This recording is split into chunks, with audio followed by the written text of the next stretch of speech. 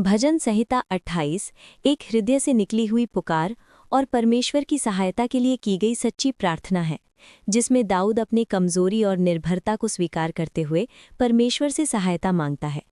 इस भजन की शुरुआत में वो कहता है, हे यहोवा, मैं तुझे पुकारता हूँ, हे मेरी चट्टान, मेरी सुन।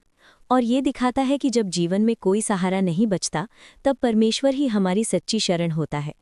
दाऊद डरता है कि यदि परमेश्वर उसकी आवाज़ न सुने तो वो उन लोगों के समान हो जाएगा जो गड्ढे में उतर जाते हैं, यानी पूरी तरह निराश और असहाय।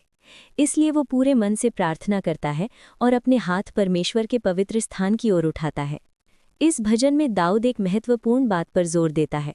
वो प्रार्थना करता है कि परमेश्वर उसे दुष्टों और कपटी लोगों के साथ न गिने, जो अपने पड़ोसियों से मीठी बातें करते हैं लेकिन उनके दिल में बुराई होती है।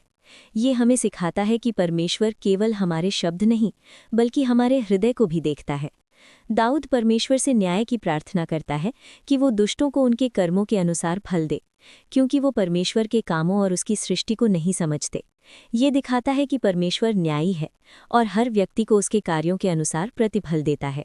लेकिन इस भजन का एक सुंदर मोड़ तब आता है जब दाऊद अपनी प्रार्थना के बीच में ही परमेश्वर की स्तुति करने लगता है। वो कहता है, धन्य है यहोवा, क्योंकि उसने मेरी गिड़गिड़ाहट की आवाज़ सुन ली है। यहाँ हम देखते हैं कि विश्वास कैसे काम करता है।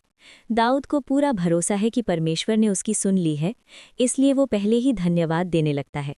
वो परमेश्वर को अपनी सामर्थ और अपनी ढाल कहता है और ये स्वीकार करता है कि उसका हृदय उसी पर भरोसा रखता है, इसलिए उसे सहायता मिलती है और उसका मन आनंद से भर जाता है।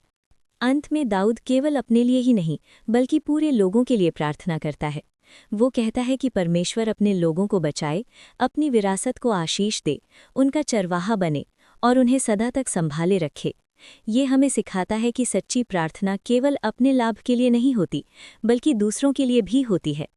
भजन संहिता 28 हमें ये सिखाती है कि चाहे हम कितनी भी कठिन परिस्थितियों में क्यों ना हो, हमें निराश नहीं होना चाहिए, बल्कि पूरे विश्वास के साथ परमेश्वर को पुकारना चाहिए।